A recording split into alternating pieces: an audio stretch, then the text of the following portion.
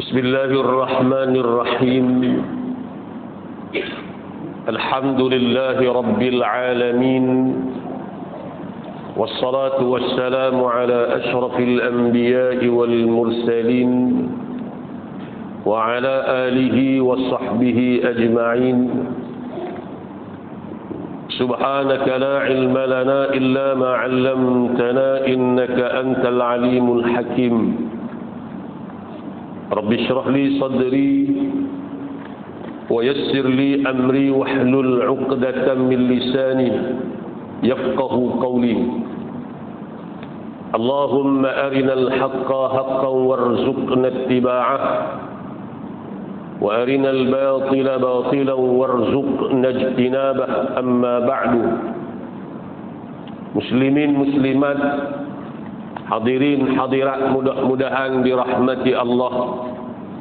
Pertama-tamanya marilah sama-sama kita panjatkan kesyukuran kehadrat Allah Subhanahu wa taala atas limpah kurnia dan keizinan daripada Allah dapat sama-sama kita menghadirkan diri ke rumah Allah pada malam ini untuk sama-sama kita menunaikan tugas dan juga tanggungjawab kita sebagai hamba kepadanya. Mudah-mudahan kita sentiasa dirahmati dan diberkati oleh Allah. Hadirin yang dikasihi sekalian, kita sambung balik bacaan kitab At-Tibyan fi Adabi Hamalatil Quran lil Imam An-Nawawi rahimahullah. Kita sampai pada muka surat yang ke-45. Qala al-musannifu rahimahullahu ta'ala wa nafa'ana bi'ulumihi fid darain amin. Fasal kata dia, tengok tu. Hendaklah dia, yakni murid, memulakan pelajaran dengan gurunya pada awal pagi. Kata Imam Nawawi di sini, bila kita nak belajar ilmu, lebih-lebih lagi ilmu yang memberi manfaat berkaitan agama, lebih-lebih lagi Quran dan sebagainya, maka mulakan pengajian kita itu di awal pagi. Lepas daripada subuh tu, naik matahari itu, mula dah kita start mengaji dah. Pasal apa yang dia suruh kita mula mengaji awal pagi? Bukan mengaji sajalah, apa-apa pekerjaan yang kita nak buat mula di awal pagi. Sebab apa?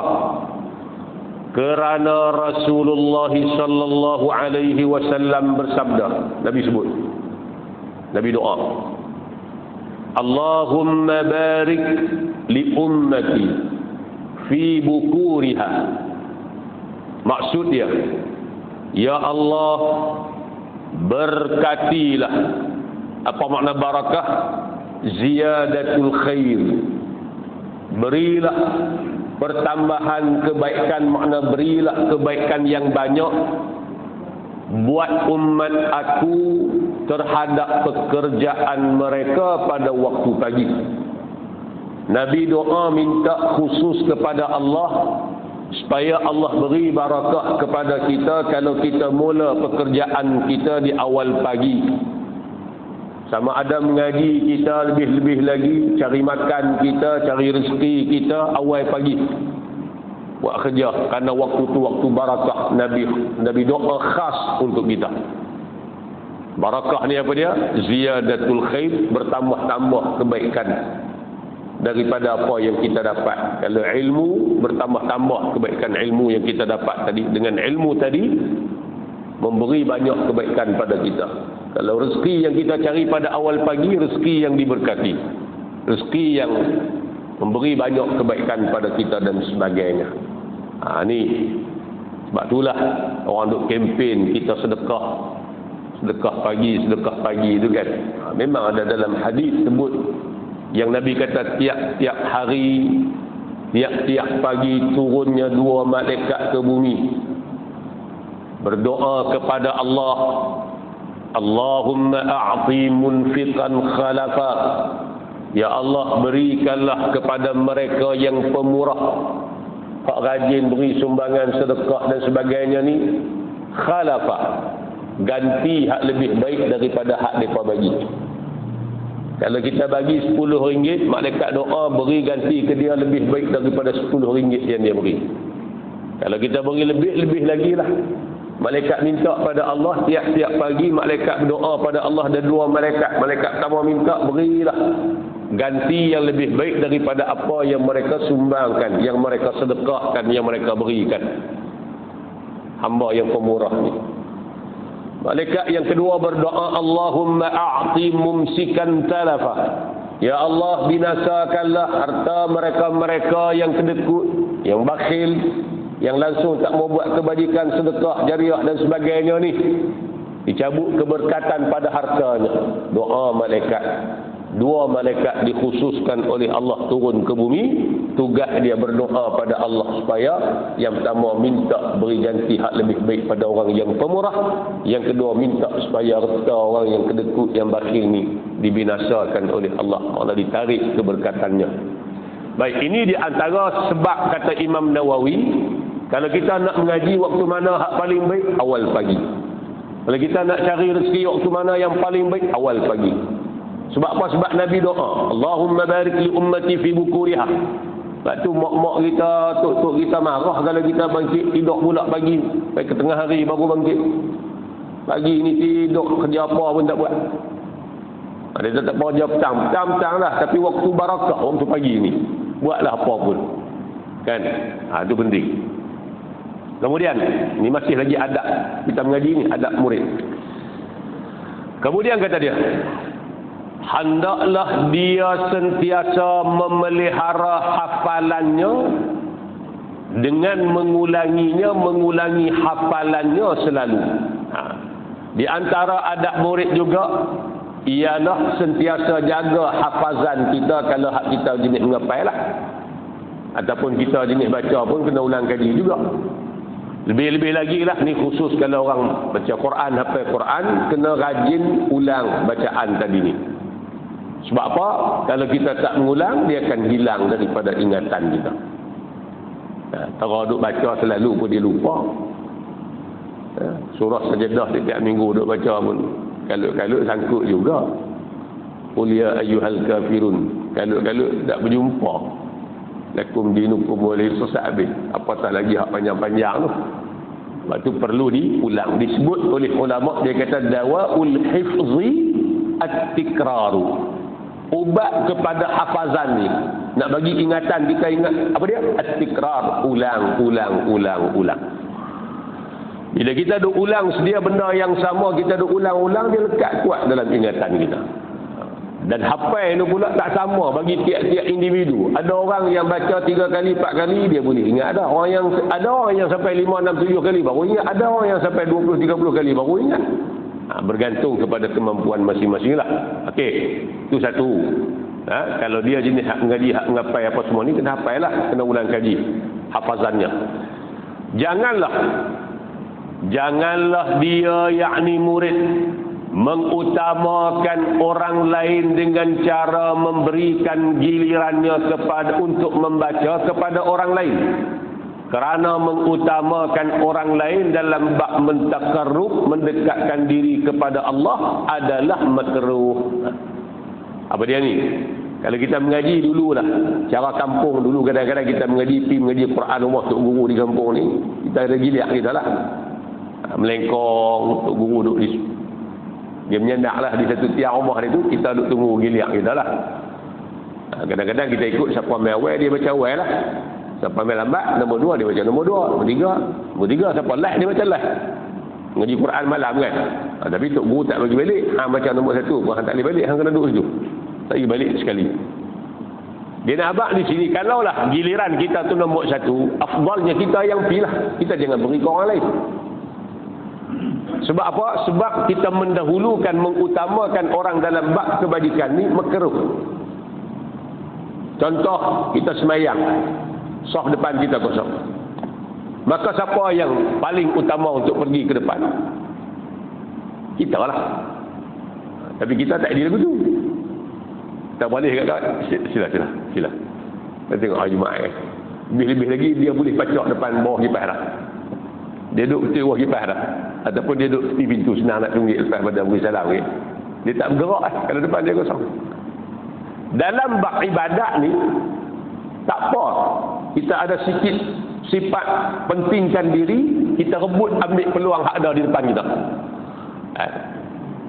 Sebab tu Nabi kata apa? Kalaulah manusia mengetahui apa yang ada pada saf hadapan dalam solat, nescaya mereka sanggup. Cabut undi pun sanggup, rebut pun sanggup. Tapi kita tak berebut. Kita duduk sila orang lain. Bibi. Dia tak bila. Kadang-kadang sembahyang Jumaat kita tengok sampai kosong saf. Pasal apa? Pasal orang belakang tak baik. Menyebabkan kadang-kadang jadi renggang dan sebagainya. Dia duduk sila kat orang lain. Orang lain pun tak bila. Pakat duduk berebut nak duduk bawah kipas. Bagi contoh. Itu dalam bab kebajikan, dalam bab ibadat. Ini berbeza dengan mengutamakan orang lain dengan mengorbankan kehendak diri. Adapun dalam soal kehendak diri kita, makan contohnya, afdal kita utamakan orang lain berbanding kita. Batok nak ambil makanan, kadang-kadang kita tengok ada orang yang tak larat kita, meh kecil sila tu, pergi tu, buat makan, tak apa saya live, tak apa. Contohnya dalam bab kesedapan diri lah, dalam bab keduniaan ni, afdal kita utamakan orang terlebih dahulu berbanding kita. Di dalam bab ibadat kita kena utamakan diri kita, tapi kita tak adil betul lah. Dalam bab makan kita dulu, hubung kenduri, lepas ni kita ada kenduri, nasi minyak korma kambing, lepas beri salam tu beratik tak apa orang pakat sengit pergi dulu. Batok awal dia, kawan dia kata, awal ni dia kata lambat tinggal. Wah dia lah. Jadi dalam bab makan ni kita letak diri kita lebih utama pada orang lain. So terbaliknya kita, dalam bab makan minum, dalam bab kepentingan diri, utamakan orang lain berbanding kita. Tapi dalam bab soal ibadat kebajikan, sah depan kosong, kita pergi dulu, tak payah duk suruh orang lain pergi. Rebut ambil kelebihan yang ada pada sah hadapan atau dalam bab-bab kebajikan yang lain lah. Ini kata Imam Nawawi di sini. Sama lah, dia nak sebut macam tadilah, giliran kita baca kepada guru tadi, kalau giliran kita nombor satu, pergilah. Kalau kita tu pada soal kebajikan, maka mengutamakan diri kita adalah lebih dituntut berbanding mengutamakan orang lain. Baik, ia merupakan perkara yang dituntut. Jika sekiranya guru berpendapat bahawa dia hendaklah mengutamakan orang lain pada sesetengah ketika kerana alasan yang syar'i, alasan berkait dengan syarak lah, maka dia hendaklah mematuhinya. Okey, kita pergi baca, kita lah nombor satu, kita lah pergi baca nombor satu kat guru kita. Kecuali lah kalau guru tu kata, panggil kawan kamu dulu, walaupun dia mari lewat, aku nak suruh dia baca dulu. Sebab sekali lagi lepas dia baca, aku nak suruh dia ajak kawan-kawan hak lain. Contohnya, maka pada ketika itu, kita hak main nombor satu pun beri laluan kepada kawan kita yang datang lewat tadi ni, yang guru minta dia supaya dia baca terlebih dahulu. Ni dia faham mengaji kita sistem. Ingat kalau tuan-tuan ingat kita mengaji di kampung dulu, lah betul lah. Kan, Tok Guru dia suruh baca, menyendak sambil duduk baca, seorang mai ikut giliran. Guru pun tak boleh nak duduk panggil ikut dadak, melainkan ada sebab-sebab syarak yang mengizinkan. Macam tadilah, mungkin guru panggil kawan nombor 3 tu baca dulu. Sebab apa? Sebab kawan nombor 3 ni sekali lagi nak bantu dia untuk ajak kawan-kawan hak lain supaya cepat habis dan sebagainya. Ni boleh kata dia, bahkan dituntut kita beri laluan pada orang lain atas permintaan daripada guru kita. Baik, ni masih lagi adab guru, adab murid dengan guru. Di antara perkara yang mesti dan perlu dinyatakan dengan tegas di sini ialah dia tidak boleh dengki terhadap rakan sepengajiannya atau selainnya disebabkan kelebihan yang dikurniakan oleh Allah kepada rakannya itu. Di antara benda-benda adab kita bila kita mengaji, kita ada rakan-rakan sepengajian kita, kawan-kawan hak mengaji sekali dengan kita. Jangan pula kita ada perasaan hasad dengki kepada sama-sama kawan-kawan kita dengan sebab mungkin kawan-kawan kita tadi lebih pada kita pada satu sudut. Mungkin dia cerdik lebih pada kita, mungkin dia periksa lebih baik daripada kita, jangan kita hasad dengki dengan dia. Kerana dia adalah teman sepengajian kita. Kadang-kadang kita ni nampak hak orang lebih, kita tak nampak hak kita lebih. Dan kita tak nampak hak orang kurang. Kita duk nampak hak kita kurang saja. Allah beri kelebihan kepada dia satu sudut, tapi banyak lagi kekurangan-kekurangan yang lain yang Allah tak beri ke dia. Kadang-kadang kekurangan hak dia tu, kelebihan tu duduk kat kita. Jadi tak patut kita nak hasad dengki dengan dia, bahkan syukur dengan apa yang kita ada. Karena hasad dengki ni sifat yang sangat membinasakan. Penyakit sejak daripada zaman anak cucu Adam tu Adam dulu lagi. Tu Allah sebut dalam surah Al-Ma'idah dalam juzuk yang ke-6, cerita pasal Habil dan Qabil berbunuh di antara satu sama lain, mati adik dia. Kenapa? Ada hasad, dengki. Korban adik dia diterima oleh Allah, yang dia tak diterima oleh Allah. وَاتْلُ عَلَيْهِمْ نَبَأَ ابْنَيْ آدَمَ بِالْحَقِّ إِذْ قَرَّبَا قُرْبَانًا فَتُقُبِّلَ مِنْ أَحَدِهِمَا وَلَمْ يُتَقَبَّلْ مِنَ الْآخَرِ قَالَ لَأَقْتُلَنَّكَ قَالَ إِنَّمَا يَتَقَبَّلُ اللَّهُ مِنَ الْمُتَّقِينَ. Allah cerita punca daripada apa? Hasad dengki. Dia membinasakan. Sebab tu Nabi kata, al-hasadu ya'kulul hasanati kama ta'kulun narul hatab. Sifat dengki kamu itu akan memakan, makna menghapuskan segala pahala kebajikan yang kamu lakukan, seperti mana api memakan kayu yang dibakar. Kayu kita cuh nyala api makan kayu ni sampai habis kayu jadi debu, habu. Macam itulah kalau kita di dalam kehidupan kita banyak mana amal yang kita buat, tiba-tiba kita ni duk dengki ke orang tak berhenti. Sifat dengki kita menyebabkan habis amal kebajikan kita dihapuskan oleh Allah. Wa na'udzubillahi min zalik. Sedangkan kita ni kan banyak mana pun amal soleh kita jaga yang tu. Sebab membinasakan. Lalu kata dia di sini, kalau kita duduk mengaji sekali contohnya, maka tak patut sangatlah kita dengki pada kawan-kawan kita. Kalau kawan-kawan kita hak pengajian dengan kita tu, Allah lebihkan dia pada kelebihan-kelebihan tertentu. Tak patut.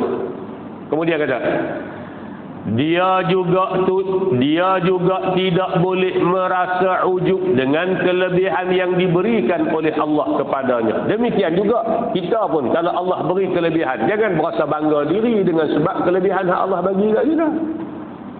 Suara sedap ke, ngaji pandai ke, jangan kita berasa tembang diri, berasa hebat, aku cerdik pada orang lain, aku baca Quran sedap pada orang lain contohnya. Jangan sifat ujub, heran dengan diri kita, merasa hairan dengan kelebihan yang ada pada diri kita juga sifat yang membinasakan. Syukur pada Allah, jangan duk berasa ujub, jangan duk berasa sombong, jangan duk berasa hebat dan sebagainya. Kami telah sebutkan perkara ini ketika menyentuh mengenai adab-adab yang dimiliki, yang mesti dimiliki oleh guru. Imam Nawawi kata, aku sebut dah dulu dalam tajuk adab-adab guru. Cara untuk mengelakkan diri daripada merasa ujub. Ujub ni apa dia? Bangga diri, berasa hebat diri. Cara macam mana kita nak buang sifat ujub dalam diri kita tadi ni supaya tidak binasa amal yang kita buat, ialah dengan mengingatkan dirinya bahawa ilmu yang diperolehi bukanlah disebabkan oleh kekuatan dan kekuasaannya. Kalaulah kita ni mengaji cerdik, alim, ada ilmu lebih sikit pada orang, jangan berasa ujub, berasa hebat dengan sebab kelebihan yang Allah beri pada kita. Bahkan kita kena ingat, kata dia di sini, bahawasanya semua benda tu kita boleh, bukan dengan semata-mata ikhtiar kita, dah. Tapi kita boleh tu dengan sebab apa? Dengan sebab kurniaan daripada Allah. Allah beri pada kita akal untuk kita mengaji, kita faham ilmu. Akal siapa bagi? Allah. Ilmu hak siapa? Allah. Kekuatan boleh bangun pergi mengaji di sekolah, periksa dapat lulus, siapa bagi? Allah. Kalau Allah bagi malas mengaji, tak mengaji kita. Periksa Allah bagi fail kita.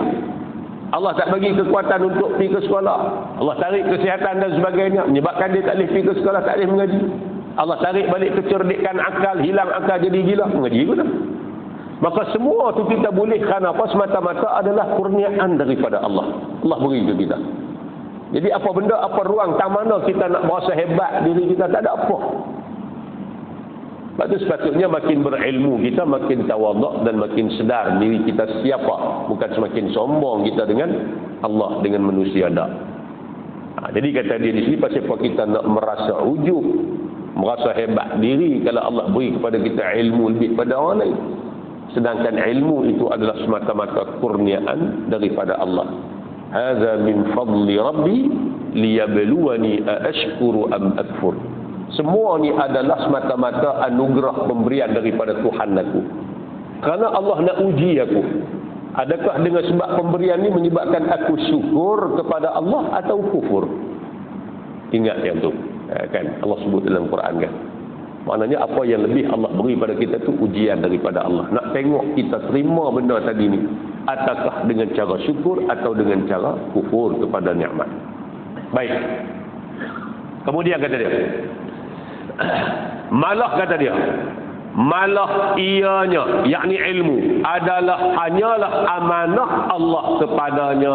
Amanah semata-mata.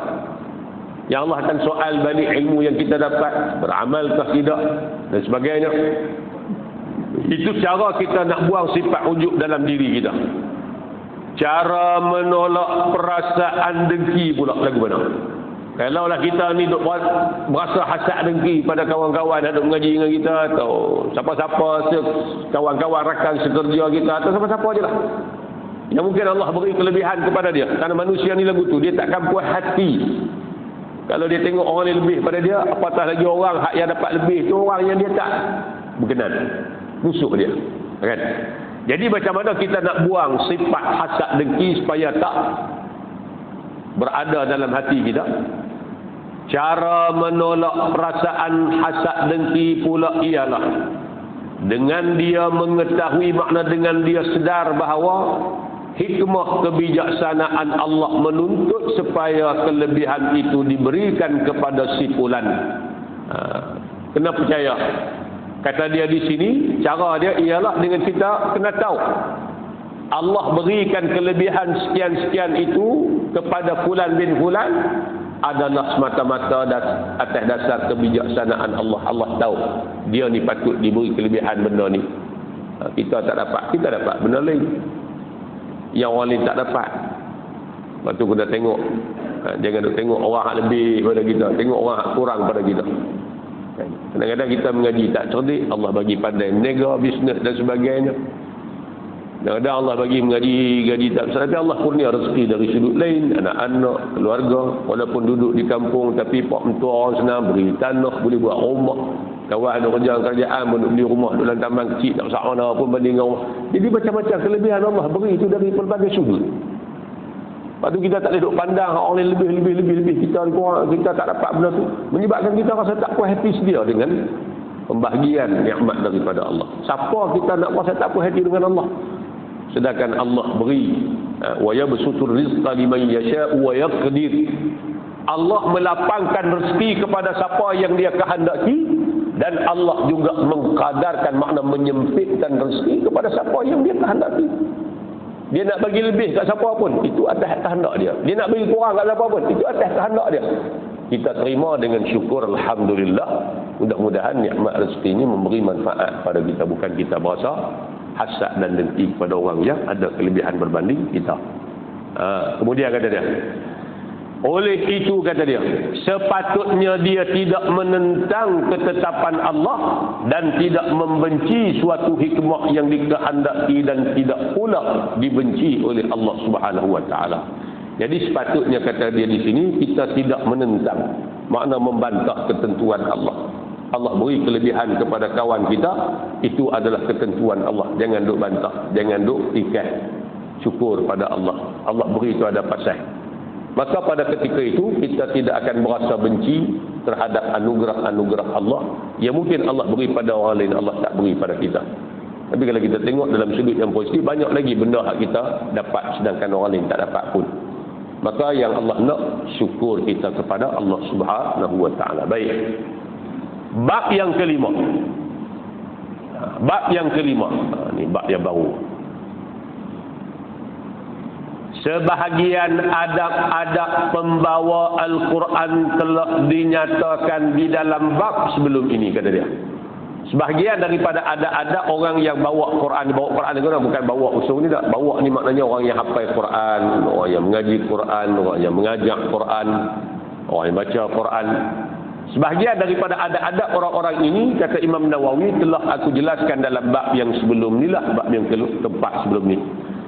Di antara adab-adab pembawa Al-Quran yang lain ialah seseorang itu hendaklah berada di dalam keadaan dan sifat yang paling sempurna dan mulia. Orang yang hafal Quran lebih-lebih lagi berada dalam keadaan sifat dan juga keadaan yang paling sempurna. Cakapan, pakaian, makan minum, semua orang tengok pakaian lebih-lebih lagi kan.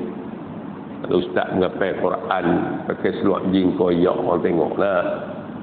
Kok mana? Tutup guru dulu kalau di pondok syadid, kepiak ni wajib. Jangan duk masuk dalam kawasan pondok kalau kepiak tak ada tak kepala. Topik leda pun tak bagi. Naik motor bagi sobat. Mak dia kata orang-orang lain ada pakaian dia, uniform dia. Tentera ada uniform cara tentera, polis ada uniform cara polis. Kita orang mengaji agama, bagi ada pakaian hak sesuai dengan kita. Macam apa kita duk turut orang? Supaya orang tengok tu ada. Bukan nak suruh megah kepada, tapi ada orang kata hebat tadi, kehebatan tadi nampak ada. Ustaz dan sebagainya kan. Jadi kalau ustaz pun macam orang lain, luak jin koyak, dicik pun koyak dan sebagainya. Bukan koyak pasal cari, sengaja pergi koyak buat bagi bulu. Jadi orang tengok tak elok lah. Mana kita punya identiti sebagai orang agama, tak ada kan. Sebab tu tutup bulu cukup jaga. Tak keluar lah bukan ni pakai baju tangan pendek, tak ada lah kan. Sebab bagi mereka pakai baju tangan pendek tu macam tak pakai baju. Jadi jaga sungguh. Sebab tu orang hormat, orang tengok pun hebat. Kita tengok daripada jauh pun kita berasa kehebatan tu ada. Percakapan lebih-lebih lagi lah. Jadi kata dia di sini, lebih-lebih lagi orang yang hafal Quran. Sebab kita bawa Quran ni kalam Allah, sesuatu yang mulia. Kalau kita buat lebih kurang, cakap kita lebih kurang, jadi orang akan babitkan dengan Quran. Kalau kita bercakap, orang hafal Quran, cakap lebih kurang. Orang hafal Quran, contohnya hafal Quran tapi isyak-okok, contohlah kan, tak sesuai lah. Memang tak sesuai langsung. Macam mana tu hafal Quran tapi rokok tu di mulut.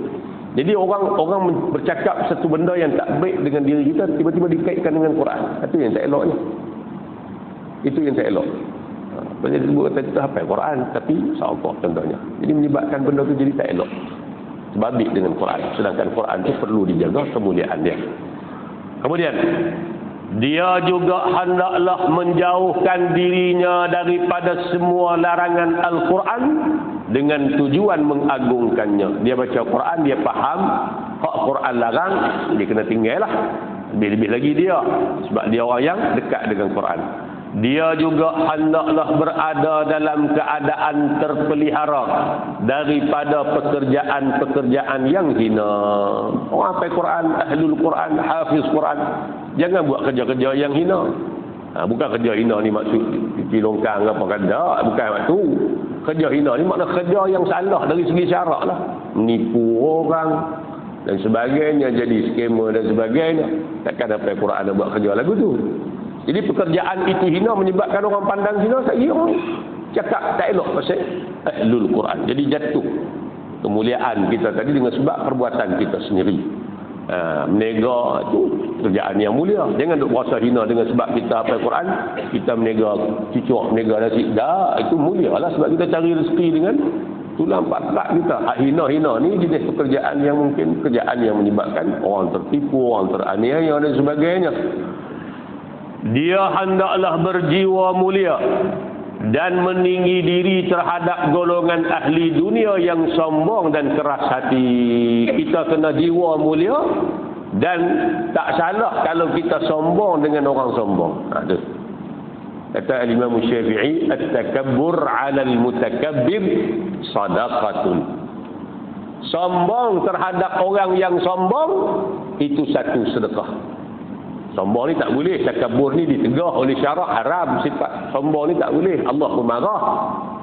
Kerana al-mutakabbir ni sifat Allah. Kita tak boleh curi sifat Allah ni. Tapi kalau orang tu sombong dengan kita, tak salah untuk kita berlaku sombong dengan dia. Supaya apa? Dengan kesombongan kita tadi menyebabkan dia berhenti daripada kesombongan dia. Berhenti daripada kesombongan dia. Sebab tu kata Imam Syafi'i, at-takabbur 'alal mutakabbir sadaqah.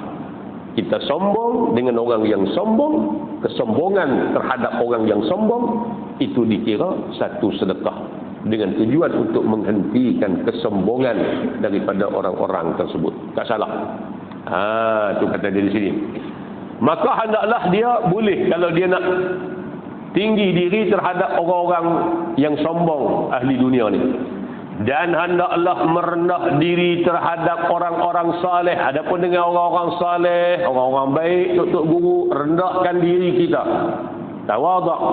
Ahli-ahli kebajikan dan golongan miskin, dia hendaklah sentiasa khusyuk, makna tumpu hati dia, bersikap tenang dan berperibadi hebat. Siapa dia ni?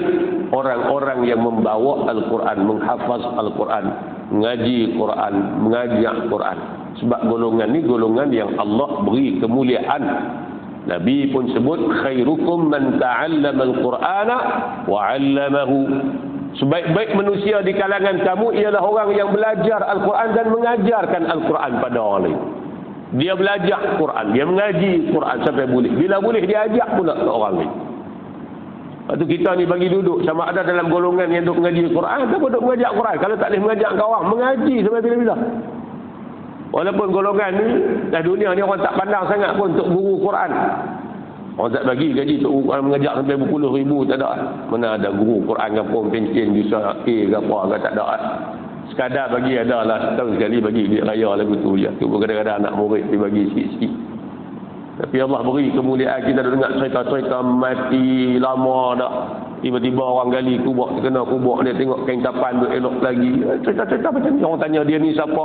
Dia ni bukan orang siapa-siapa, bukan somebody. Dia nobody, orang tak kenal. Tapi cuma di kampung, kawasan kampung ni, contoh Jakut Sungai Mulu ni dia lah. Boleh baca Quran pasal dia lah. Dia lah duk mengajak. Kupang pun tak ambil, upah apa pun tak ambil. Orang Korea ni duk boleh mengaji Quran, anak-anak ni boleh mengaji Quran pasal dia duk mengajak tiap-tiap hari, tiap-tiap malam. Mati Allah beri kemuliaan ahlul Quran. Ni mulia tadi ni. Jadi dengan orang-orang yang baik, orang yang dekat dengan Allah ni, kita tunjukkan sifat merendah diri kita.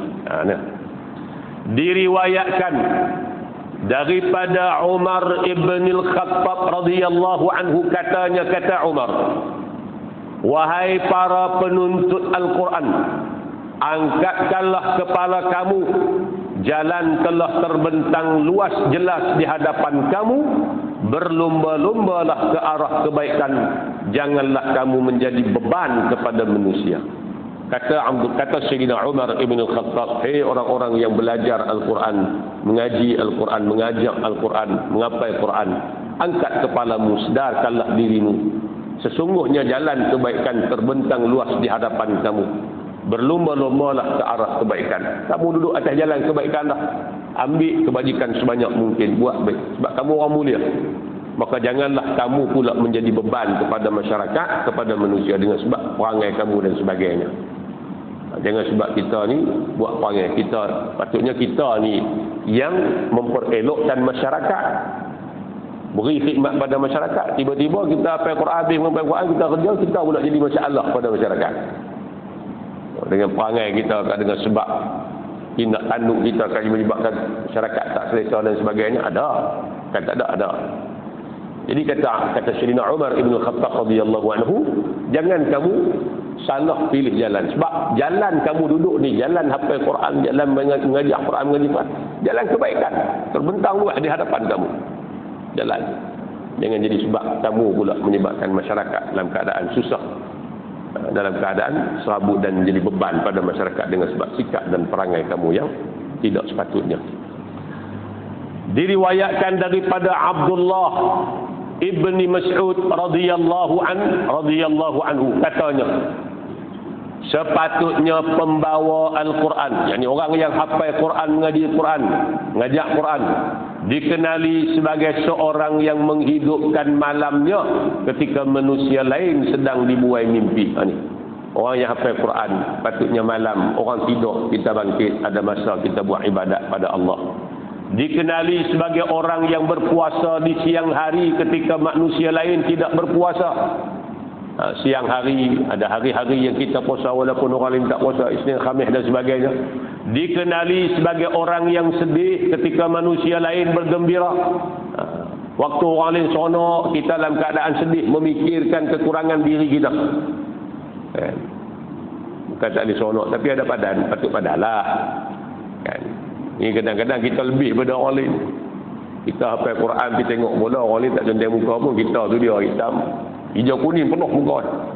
Tunjuk semangat lebih daripada orang lain. Kita tengok siapa dia tu?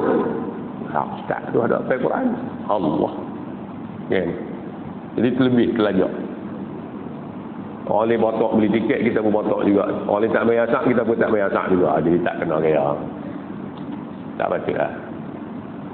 Fitnah yang kita tengok dah kan. Fitnah yang berlaku pada ahli-ahli agama. Kadang-kadang tempat-tempat majlis-majlis yang tak patut ada kita piada orang tu. Orang ambil gambar, video viral apa semua, jenuh menjawab kita. Padahal kita tu ada alasan kita yang sepatutnya lah. Tapi masyarakat tak dengar sebab kita duduk pada tempat yang salah. Masa pun tak berhenti pada ketika itu. Kan? Jadi kata dia di sini sebab itulah waktu orang ni tengah seronok bergembira, kita sepatutnya lebih kepada kesedihan memikirkan kekurangan diri kita dan keadaan masyarakat.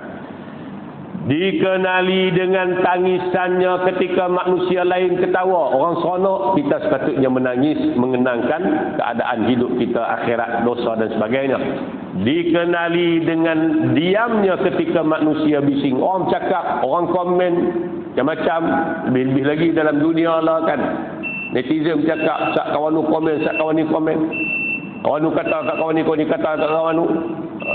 Adakah patut kita ni orang yang hafal Quran, mengaji Quran, mengajar Quran, pergi masuk sama dalam golongan tu? Kita pun komen sama. Mereka maki kita maki mereka balik. Lebih pada hak mereka maki. Kalau lagu tu, orang tengok Allah. Awak jadi lagu ni. Jadi rosaklah kredibiliti kita sebagai orang yang hafal Quran. Bukan sebuah tempat kita boleh masuk lah. Kalau tengok benda ni boleh menyebabkan tak elok pada kita, lebih baik kita berundur. Sama lah dalam grup WhatsApp dan sebagainya pun. Awal dia nama grup masjid surau pun. Kat sini lah, bukan dalam orang lain. Awal dia tajuk kepala elok. Tapi sekali lagi bila ada kawan dia masuk tajuk-tajuk hak tak, kawan dia tak berkenan, lebih-lebih lagi masalah politik dan sebagainya, mula berkelahi. Kawan tu bagi hujah ni, kawan ni bagi, kawan ni share, kawan ni berkelahi. Hak berkelahi tu bukan kenal aku pun. Tak ada kenal lagi berkelahi dah. Kalau kita pula orang hak mengajak agama, mengaji Quran pun masuk sekali pakai duk kali langsung tengok Allah. Jadi berlaku orang kata apa, tercalarlah kredibiliti peribadi kita sebagai orang yang ahlul Quran tadi. Jadi tak semua tempat lah. Majlis-majlis nak pergi pun tengok majlis apa, lagu mana keadaannya. Kalau tengok pengisian tu ada karaoke ke apa benda sapi, dia panggil kita baca doa kadang-kadang. Orang kita ni semua dia nak buat. Doa dia nak baca, hak nutup karaoke pun dia nak buat juga. Panggil kita baca doa, kita ni berdoa ni Allah panjang dah. Lah kali tutup karaoke. Yang kita duduk dalam majlis tu, kamera pula salah kita. Live pula. Itu benda-benda fitnah lagu tu. Maka hadir atau tak hadir lebih baik, kena buat keputusan sendiri. Tidak berada dalam majlis pada ketika itu adalah lebih baik untuk menjaga kredibiliti kita ataupun pribadi kita tadi ni. Ini kata ulama sebut pada kita. Kemudian kata dia, dikenali dengan diamnya ketika manusia bising, dikenali dengan khusyuknya ketika manusia sombong dan takabur. Daripada Hasan bin Ali katanya, sesungguhnya orang-orang yang sebelum kamu memandang Al-Quran sebagai surat-surat dari Tuhan mereka, mereka sentiasa memerhatikannya siang dan malam. Orang-orang dahulu, para salafus salih, mereka anggap Quran ni macam satu surat memo keliling yang datang daripada Allah Subhanahu wa taala. Maka mereka akan baca, mereka akan perhati siang dan malam apa benda Allah nak sampaikan pada kita dalam Al-Quranul Karim. Sebab tu betul Nabi kata takkan sesat kamu sampai bila-bila bila kamu pegang dengan dua benda ni dengan kuat. Quran dengan hadis Nabi SAW. Kita akan melihat apa yang berlaku atas dunia hari ini sampai bila-bila pun semuanya dah disebut oleh Allah Subhanahu Wa Taala dalam Al-Quran. Apa yang berlaku di Palestin, di Gaza, kejahatan, kezaliman bangsa rejim Zionis Yahudi Israel ni, Allah cerita dah dalam Quran banyak ayat-ayat. Bangsa yang dilaknat oleh Allah, lu'inal ladzina kafaru min bani Israil ala lisan Dawud wa Isa bin Maryam, dzalika bima asaw wa kanu Allah cerita dah dilaknat bangsa ni atas lidah Nabi Allah Daud, lidah Nabi Allah Isa. Sebab apa? Sebab mereka ni asau, banyak melakukan penderhakaan kepada Allah dan melampau atas muka bumi ini. Lampau sungguh. Allah cerita dalam surah Isra, wa qadayna ila bani Israil fil kitab la tufsiduna fil ardi marratayn wa la ta'lunna 'uluwan kabira. Bangsa Bani Israel Yahudi ini akan buat kerosakan atas muka bumi dua kali di bumi Palestin. Kali pertama bila Allah waktu turun tidak darah, dia ubah isi kandungan tidak darah. Bila dia baca-baca tengok-tengok, ni tak boleh ni. Ubah. Padam tu buah yang kena dengan nafsu dia.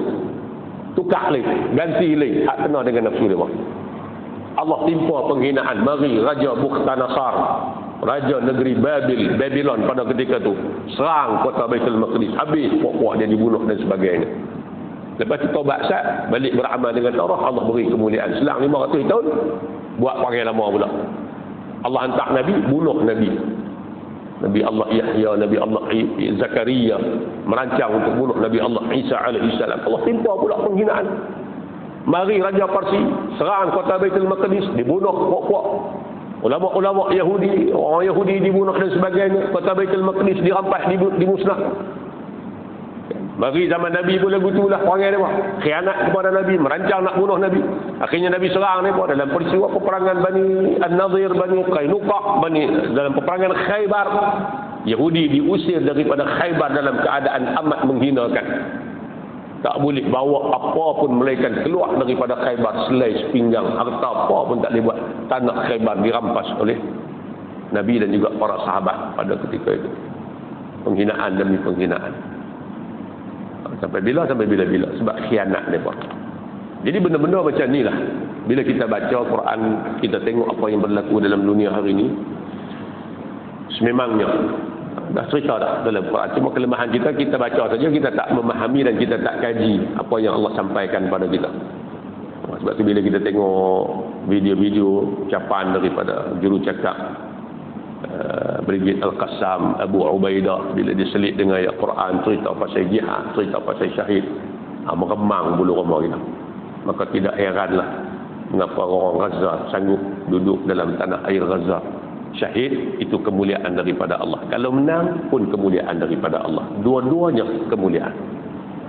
Kan? Dua-duanya kemuliaan. Jadi kata Hasan bin Ali rahimahullah radhiyallahu anhu, orang-orang dahulu memandang, menganggap seolah-olah Quran ni surat yang diutuskan oleh Allah kepada kita, yang dalamnya terkandunglah arahannya, panduannya dan sebagainya, yang mereka akan membaca dan menghayati isi kandungan arahan dan panduan daripada Allah ini sepanjang malam, siang dan malam, supaya mereka apply atau buat apa yang Allah sebut, apa yang Allah suruh dalam kitab suci Al-Quranul Karim. Baik, nanti kita akan sambung daripada Fudail bin Iyad. Katanya orang yang membawa Al-Quran sepatutnya tidak menyimpan hajat sedikit pun kepada khalifah, apatah lagi kepada orang-orang yang di bawahnya. Kita sambung dalam pertemuan yang akan datang, insya-Allah. Tanda situ.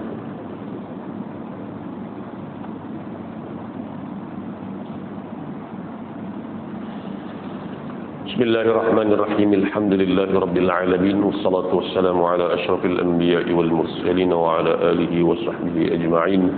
Allahumma arhamna bil Qur'an waj'alhu lana imaman wa nuran wa hudan wa rahmah. Allahumma dhakkirna minhu ma nusina wa 'allimna minhu ma jahilna warzuqna tilawatahu ana al-layli wa atrafa an-nahar waj'alhu lana hujjatan ya rabbal alamin. Allahumma inna na'udzu bika min 'ilmin la yanfa' wa min qalbin la yakhsha' wa min 'amalin la yurfa'. ومن دعاء لا يسمع نعوذ بك من هؤلاء الأربع. ربنا آتنا في الدنيا حسنة وفي الآخرة حسنة وقنا عذاب النار. وصلى الله على سيدنا محمد وعلى آله وصحبه وبارك وسلم. الحمد لله رب العالمين. تقبل الله منكم.